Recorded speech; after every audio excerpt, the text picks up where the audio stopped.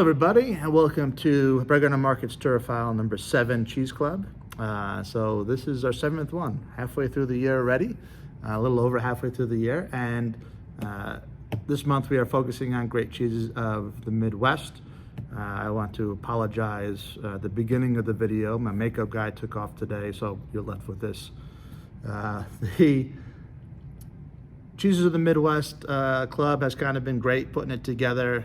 We've been kind of focusing or trying to focus on kind of smaller producers like we usually do, and stuff we don't regularly carry in the store if possible, just because, I mean, we carry so much great stuff in the store, but it's fun to try new things. And so a couple of these cheeses, one or two you may have had before, but I know there's a few that most customers that come to the store, most people in the Cheese Club have not. So the Midwest has become a fantastic cheese making region in the United States, and they do a little bit of everything. There's great goat cheeses, especially goat cheeses, like Indiana, Missouri, even parts of Wisconsin. Just there's incredible, some of the best goat cheese in the entire country and actually in the world.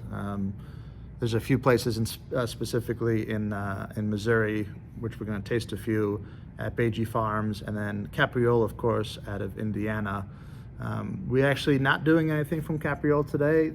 Capriole is, of course, the dairy and cheese, artisanal cheese makers that were started by Judy Shad, kind of in the mid 80s or so, and still to this day make some incredible cheeses. But again, we kind of skipped that because we've done a lot from Capriole.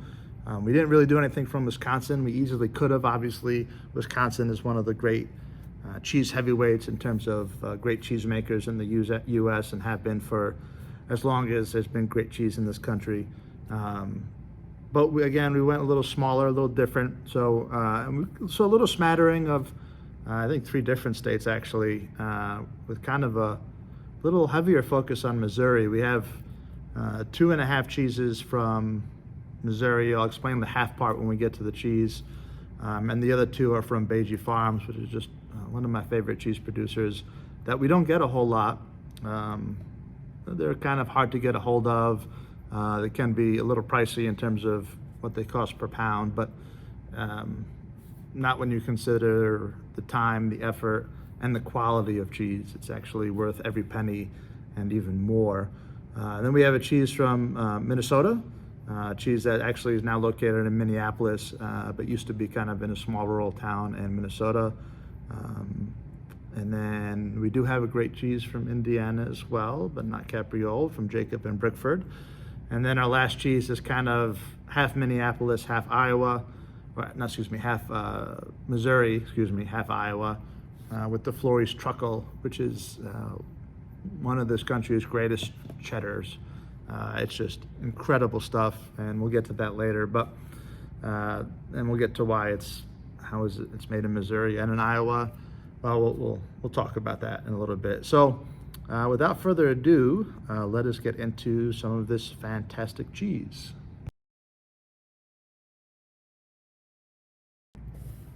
All right, so the first cheese we're gonna taste and talk about is from Alomar Cheese Company, the Bent River. Bent River is their flagship cheese. It is Camembert style cheese. Of course, they don't call it Camembert because it's not from that particular region in Normandy, France, that makes Camembert. We'll taste it here in a second and kind of compare and do a little compare-contrast of what Keith's cheese is like compared to traditional Camembert in France. This company was actually started by Keith Adams. I mentioned Keith before like I knew him. I do not, but it was started back in 2008. So a fairly new dairy, but the great dairies and cheese makers have been popping up in the United States, at least in terms of current iteration of kind of what kind of cheese industry we have, artisanal cheese industry we have since like the late 70s and especially through the mid 80s. With people like Laura Chanel, Allison Hooper from the Vermont Creamery. We talked a lot in these classes about Judy Shad from Capriole.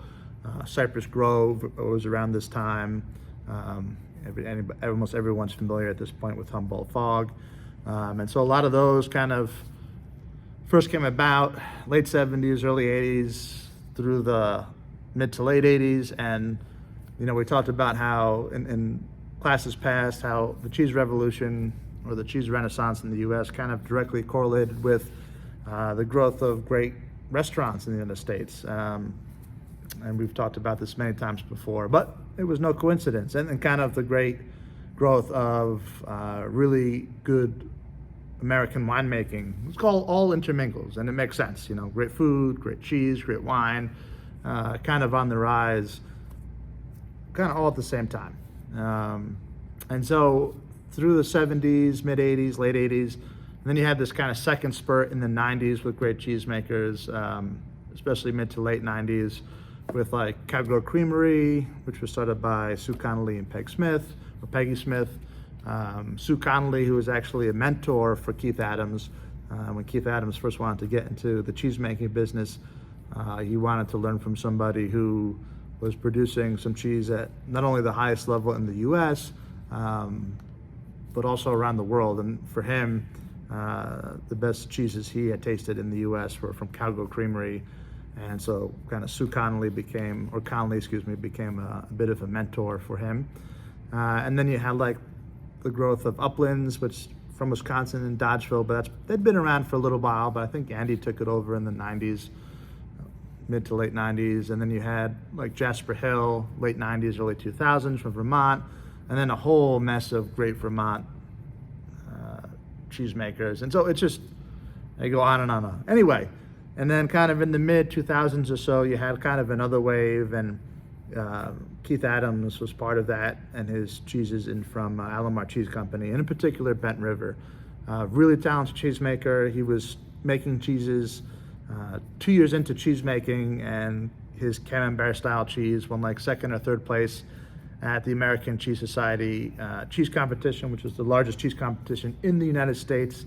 And they came in third place for like Bloomy or Camembert style cheeses, which is pretty amazing to kind of get that recognition at that type of tasting and award ceremony within 2 years. It's pretty crazy.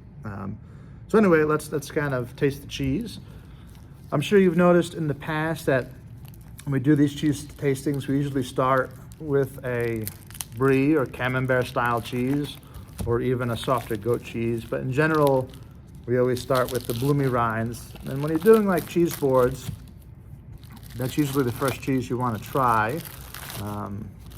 They're usually kind of the mildest, the creamiest, more buttery, and then you kind of work your way up in terms of complexity. So if you take a look, this is Bent River, very much a bloomy rind cheese. Again, bloomy rind, it's been inoculated with Penicillium candidum or Penicillium camberti, has this kind of white rind on the outside. When they're fresh, like when we get to the next cheese, it literally looks like it's blooming, like a fresh packed snow. It just smells, that smells a little of sweet corn. Sweet corn, vegetable, mineral. Sweet corn's always a really good sign for me when I'm tasting a cheese like this. It just, a lot of promise of things to come. So when we take the cheese, cut a little piece of cheese off there, that's kind of what it looks like on the inside. Of course, if you're eating a bloomy rind cheese, the rind is edible. You can cut it off if you want, but I usually eat the rind as well. And it's not a super ripe at this point. This cheese can continue on for another good 60, 70, even 90 days perhaps, and it'll kind of get this is like the creme line, it'll get like really gooey around the edges and become almost a little runny as it ages. But yeah, it smells really buttery, creamy. Again, I get a little bit of that sweet corn. My mind's on sweet buttered corn, kind of in the season now in Iowa. Now we'll taste.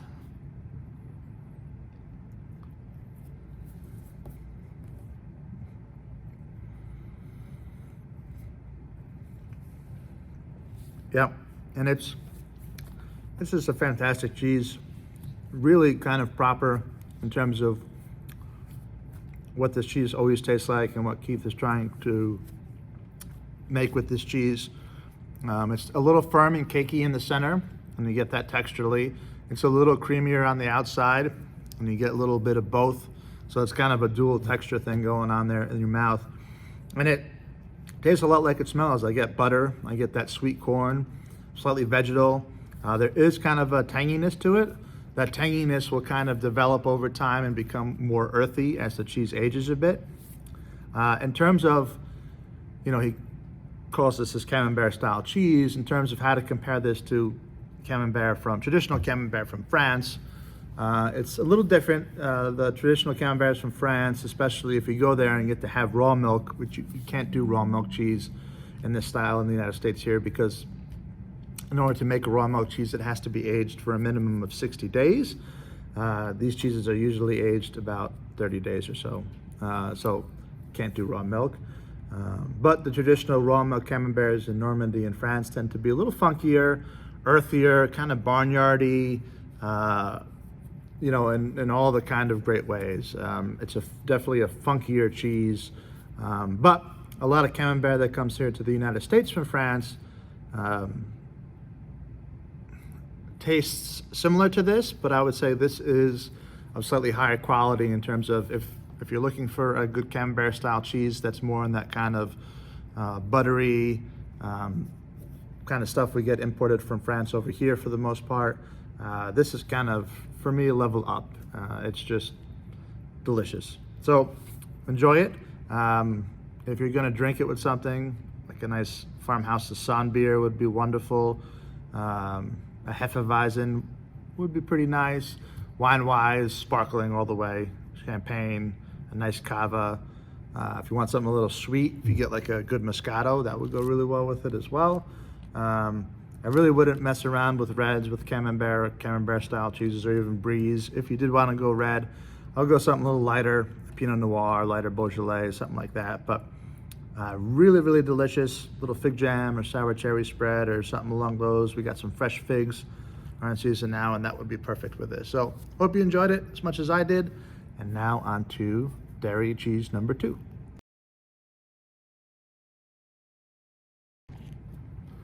All right, so for our next 2 cheeses, we're going to be in Missouri, and we're going to be at Beige Farms.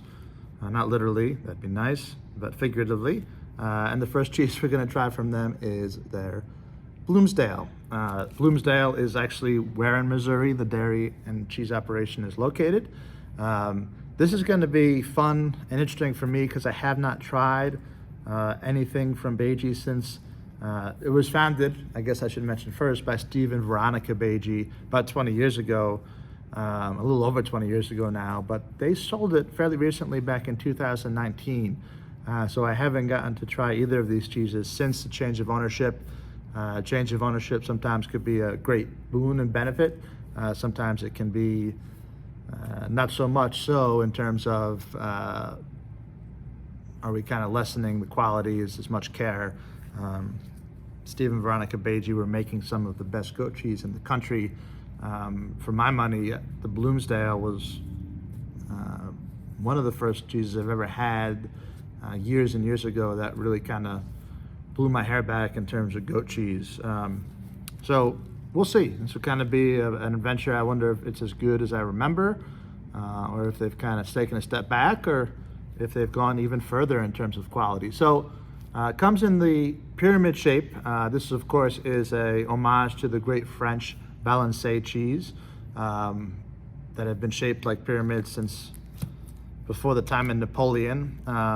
Of course, there's this kind of apocryphal story about Napoleon coming back from his disastrous campaign in Egypt, and he stopped at Valençay Castle, and traditionally the Valençay goat cheeses were shaped like pyramids, and upon seeing the cheeses, he became so enraged that it reminded him of his terrible campaign in Egypt that he drew his sword out and cut all the tops off, and so you had the Valençay cheese born the pyramids without the top.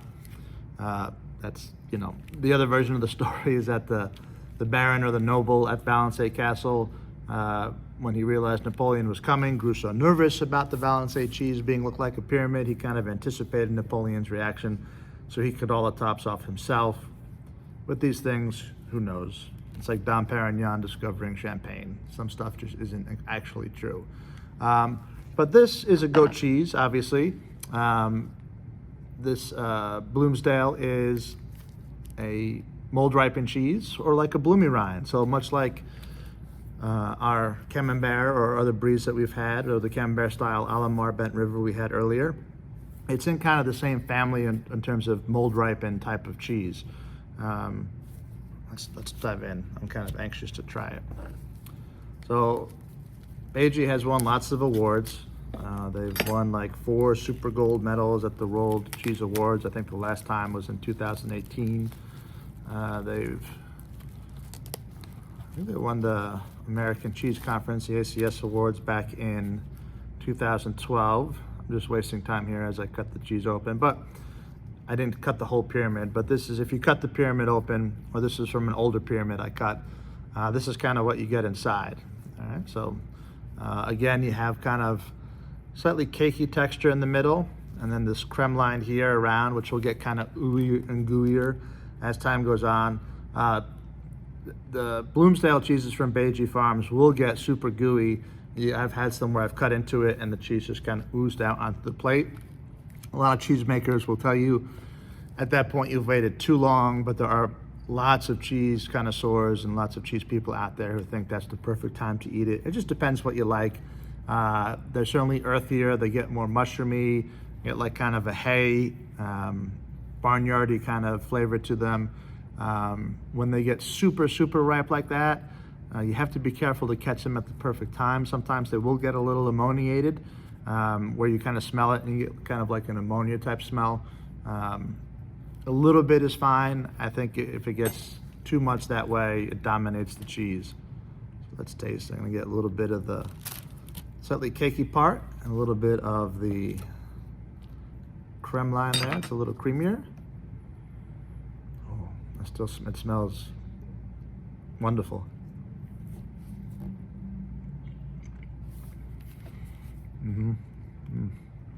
Yep. I don't think, it's been a few years, but I certainly don't think they've lost a step as they come under new ownership.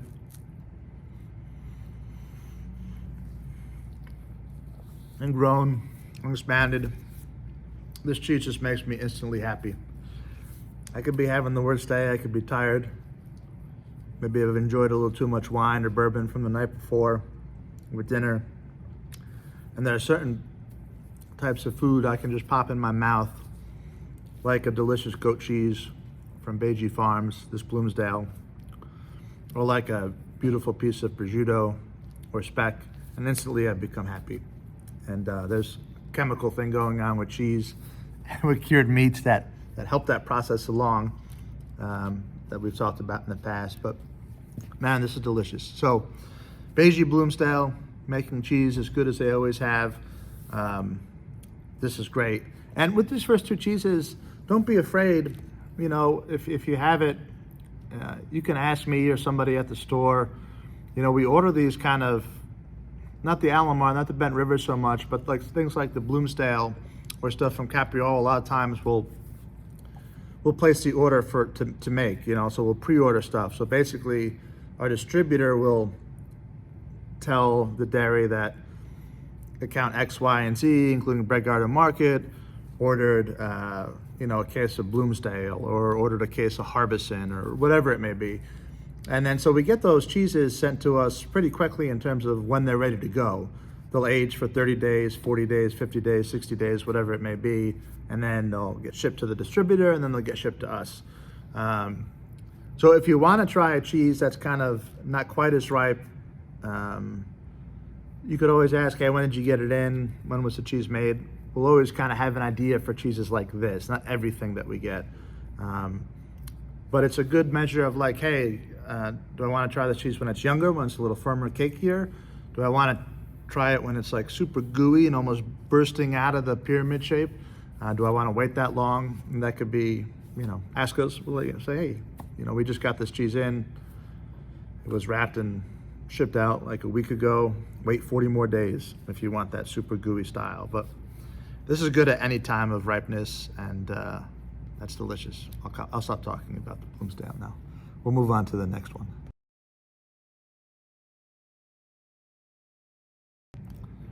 All right, so our second cheese is also from Beijing, another one that I have loved in the past. This is their washed rind goat cheese called Valet, beer washed Valet. And you can see here, Boulevard, also located in Missouri, great brewery. They actually wash this in their whiskey barrel stout. So a washed cheese is exactly kind of what it sounds like. It's cheese that's, while it ages, is being washed by the cheesemaker or by the affineur or whatever country we're talking about. And what do cheesemakers wash them in? Well, in the Beijing Valet case, it's a beer washed Valet, which was popularized by monks back in the Middle Ages. Monks had a ton of beer. They also had spirits on to hand, and so they would often wash their cheeses in beer or in different types of spirits. And so literally they're kind of washing or rubbing beer onto the cheeses as they age. You could do that with wine, although with wine it's usually more of a curing process. And then you could do it with like a simple saltwater brine, brine of salt and water. And what that does is create this tremendous amount of moisture as the cheese ages. And you get kind of a very unique smell and flavor to the cheese. So the washed rind cheeses are usually kind of the funky cheeses. Some are a lot more funkier than others. I always use Lemberger as an extreme, or a Poisse. Poisse is a gorgeous, gorgeous French cheese that's kind of washed with brandy, Marc de Bourgogne brandy, and that leads to kind of real funkiness. You know, they say when a cheese kind of smells like feet, that's kind of more what they're talking about. But that's more on that extreme side. That's more on the Lemberger side, and even a little bit with the Poisse, although the Poisse has this really cool sweetness to it as well, from the type of liquor, the type of brandy they're actually washing it with. So when you wash stuff in beer, you wash stuff in salt water, you wash stuff in brandy, you get various different types of flavors. But they usually have, and it's kind of under this bloom, you can't see it right now as well, but under this looks more like a bloom, but under this kind of white bloom, scrape it off here, is more of like an orangish color. And that's very typical of washed rind cheeses, is an orange color. So Taleggio from Italy, the next cheese we're gonna try, the Marabella from Indiana, I'll show you that, that's very orange. All right, so let's dive right in. This is also fairly young, we just got this in. So if you wanted to let it just sit in your fridge, wash it. You could actually continue to wash them if you want. But kind of wrap it in parchment paper or cheese paper works best. You can do plastic, but let it breathe and let it age. If you want it to get super gooey, more gooey than this, just let it hang out for another 20, 30 days or so. But this is kind of semi-firm right now. It is kind of very soft to the touch, but it's not oozing out at all. And the smell is actually pretty reserved. It's kind of clean. You know, I get a little bit of a stout on the nose, but it's very, very subtle. Usually with things like whiskey, if you're washing a cheese in whiskey, or like whiskey barrel beers and stout, you get kind of a sweetness to the cheese along with the kind of creaminess.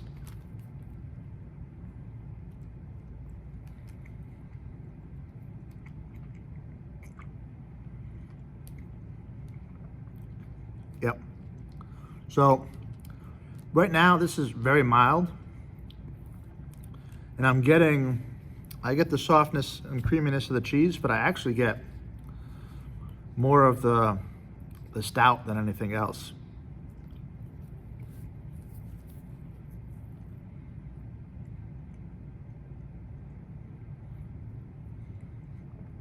Yeah. Ooh, and that second bite, a little bit more of that cheese, kind of nice, salty, creamy, but still, especially on the up front and then really strong on the finish, I'm getting more of the stout. So this is a cheese I would kind of let hang out. I mean, I think on the back of the wheel, the Best By date is like 9/23, so September 23rd, and this is, I don't know, where are we now? July 31st, I guess. So this is a cheese that I would let go until almost, not only 9/23, but even after. I would just kind of check it every once in a while, kind of poke it a little bit, see how much it's oozing, or how much give you have, I should say, to the cheese. And as it gets kind of softer, that's when I would open it up. It's not that I dislike this cheese right now. Actually, it's a delicious cheese. But this, I want a little creamier. I want a little more funk. And I want that kind of intermingling with the stout, instead of just becoming more stout prevalent. There are going to be people out there who love this cheese, without doubt. So try it now if you want. I would wait on it a little bit, but we'll try some now and then try some 30, 40, even 60 days down the road, just to kind of get an idea of how this cheese is going to kind of mature and change and do all that. But overall, fantastic. The Valet was nice but young. The Bloomsdale was outstanding, as good as I remember it. So enjoy these great cheeses from Beiji. And if you ever want more, just kind of come in and let us know.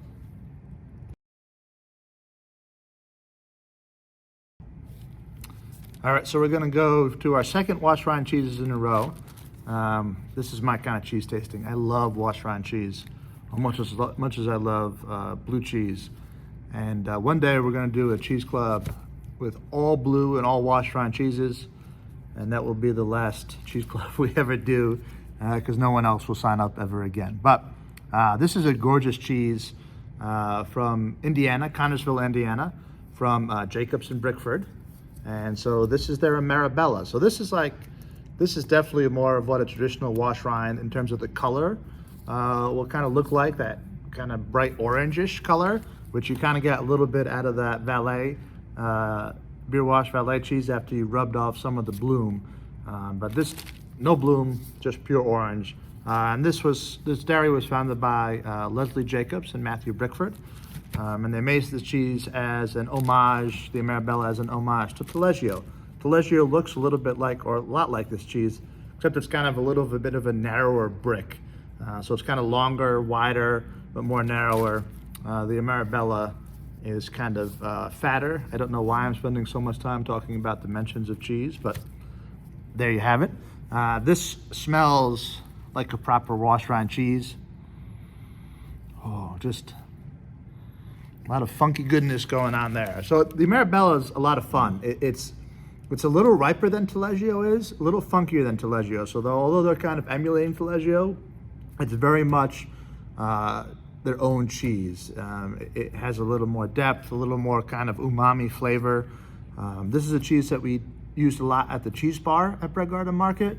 When we were doing like the small plates, we had this little like open, almost like an open sandwich on a focaccia, where we would do like roasted mushrooms with truffle butter and a little herb, and then we would melt some of this Marabella over it, and just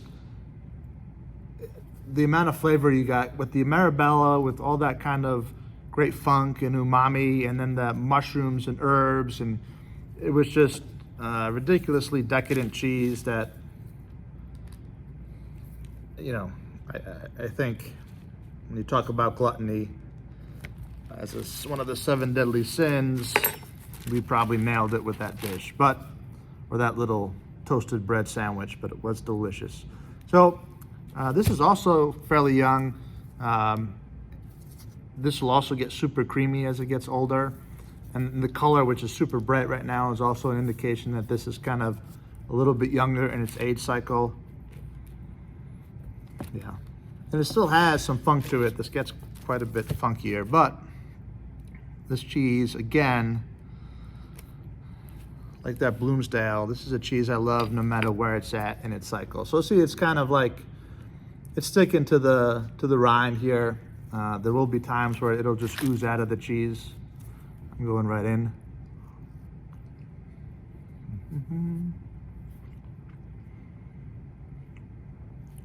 So there's a good balance between funk and fruit.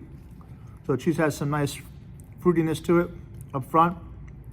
Then you kind of get a really kind of creamy middle, and like an earthy umami soy Worcester mushroomy thing at the end. This cheese is so complex. It's just got a lot going on to it.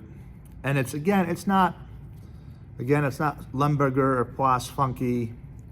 It's got enough funk to keep me really happy, but mellow enough on the funk, especially at this stage in its life cycle, to appeal to people who want to try wash rind cheeses for the first time, but just don't want to go super intense to start.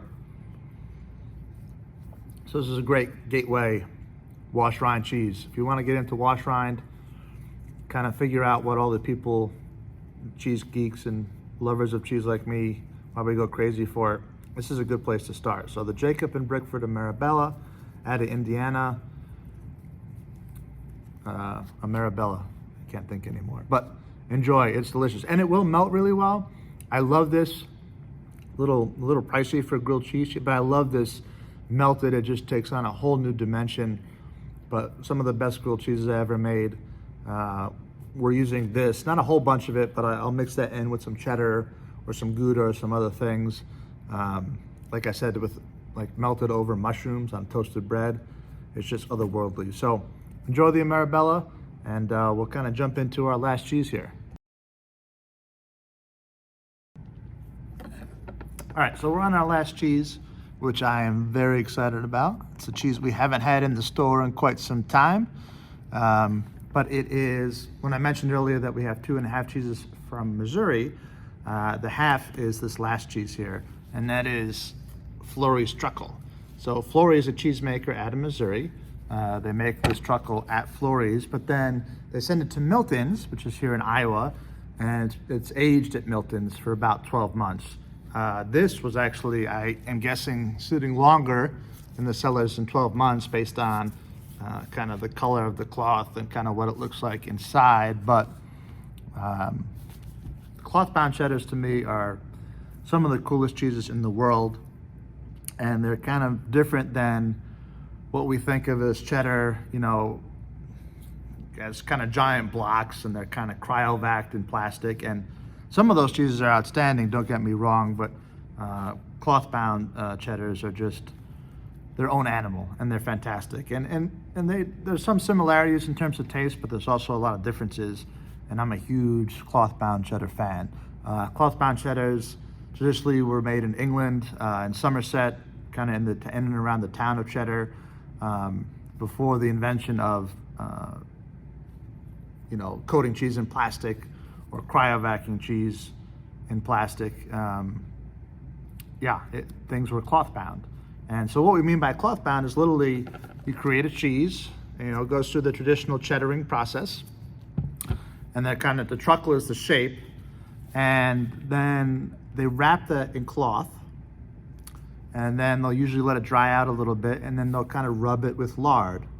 And they'll rub it with lard, or in Italy sometimes Italy doesn't do, not that I can, any kind of cloth bound cheddars, but they do cloth bound cheeses, and they'll rub theirs sometimes in tomato paste or olive oil instead of lard. But it's the same kind of deal, and the cloth and the lard actually offers protection. Protection from insects, protection from disease, protection, and it just kind of acts as like an insulation, and it creates a microbial environment. It only took me 2 times to pronounce it that time. That's beneficial to the cheese, and that helps this cheese age into just kind of a wonder. And so this cheese is still, you can tell, wrapped in its cloth. So we'll take the cloth off before we cut it and serve it to customers, of course, but the cloth is still on there. I just opened up this cheese, literally opened it up with my palm knives maybe an hour ago or so, and just inside it's gorgeous, right? It looks a lot like parm, and a lot of cloth bound cheeses that see 12, 14, 16, 18 months of aging, as they get older, tend to look more and more like Parmigiano Reggiano than they do like traditional cheddars. And there's, you know, the great British cloth bound cheddars, or like Montgomery's, of course, Jamie Montgomery, kind of legendary cheese. Keen's, another legendary cloth-bound cheddar. Lincolnshire Poacher, all that kind of stuff. But there are some fantastic cloth-bound cheddars in the U.S. too. The most famous one probably being the Cabot cloth-bound cheddar, which is aged at Jasper Hill. Both Cabot and Jasper Hill are in Vermont. Grafton does a really nice cloth-bound cheddar, also from Vermont. Beecher's does a Flagship Reserve, and that is a cloth-bound cheddar-style cheese, a little different. If memory serves, it's half sheep, half cow. I could be wrong, but maybe it's just all. But I think they do make one that is sheep milk based, but also fantastic. That almost gets, as it gets older, it gets almost like a little bit of a golden color. Has these really kind of butterscotchy tones. But I love the Flores truckle. It's as good, if not better, than.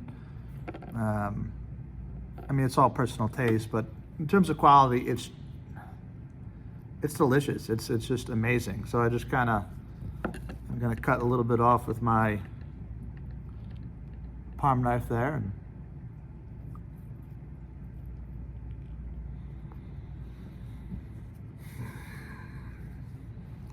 I can do this all day. It's so wonderful. You know, and it's got this, despite its age, you know, it's got saltiness, nuttiness, spicy, peppery, but it's got this creaminess to it too, which for like a cheese like this, it's kind of amazing. When you first open a cloth-bound cheddar and it warms up, it's kind of a unique experience. Taste it right away, eat as much as you can right away, because it'll never be better as when you first open it up. It's kind of like a parm in that way as well. I compared it earlier to how it kind of looked texturally like parm, and it kind of tastes a little more like a Parmigiano Reggiano. It's a kind of a cross between a Parmigiano Reggiano and a cheddar in terms of flavor profile. This is not like sharp cheddar. Like if you get like a delicious Hook 7-year cheddar or 10-year cheddar, like that's a nice, sharp Wisconsin cheddar. Cloth-bound cheddars, some of them have a little bit of that tang and sharpness to them, but it's not the same thing. They're just different animals, again. They go through the cheddaring process, which I'll go over at some other cheese video that I do. We don't have time to go into that now. But it goes through the same cheddaring process, so they're all cheddars. It's a particular way of making a cheese. But yeah, when you crack open, like people are amazed when you crack open a fresh wheel of parm, which we're gonna do at the end of August. When you open parm, those first couple of bites just melt in your mouth. And people are so surprised, oh, this is parm? This is the stuff I grate on pasta? Yeah, it's that good. And this is just as amazing. A little bit of caramelly butterscotch nuttiness too. I gave this, I'm not from Iowa originally, and when I was first starting here, my father came to visit, and he's a fussy old man, very difficult to please, but does love food. And I gave him, he's not that difficult to please. Fussy part's kind of true, but I gave him the Flores, and he was blown away. He didn't stop talking about, to this day, he'll go to a cheese shop and he'll call me or text me, hey, what was that cheddar we had in Iowa? What did you give me in Iowa? He always forgets, but it's the Flores truckle. And it kind of blew his mind away. He still talks about it. This is like 8 years later to this day. And I talk about it as one of the great American cheddars. If you have not had Flores truckle before, obviously you've had it now because you're part of the Cheese Club. But I hope it is as wonderful a surprise to you as it was to my father when you taste it for the first time. Or maybe the second or third time, you just haven't had it in a while. So that is our Cheese Club class video thing for Cheese Club number 7. Great cheeses of the Midwest. I had a blast. These are all great cheeses. The highlights for me were probably the Bloomsdale, that Marabella, and the Flores truckle. They are cheeses on just another level. The Benton River Camembert style cheese is also great, but kind of more on that buttery, creamy tradition. And that Valet, if you like stout, you're gonna get stout on that cheese. That's great, but I think that's gonna just get better in another 30 to 45 days and get creamy and oozy. And so yeah, like or do whatever you're supposed to do with the YouTube. If you have any questions, feel free to email or give a call. If you want any of these cheeses, this is something we can get a hold of somewhat regularly. Beiji Farms is hard, like you can pre-order that about once a month. The Flory Struggle, I can pretty much get within a few weeks, but great cheeses, great fun, enjoy, and until next time.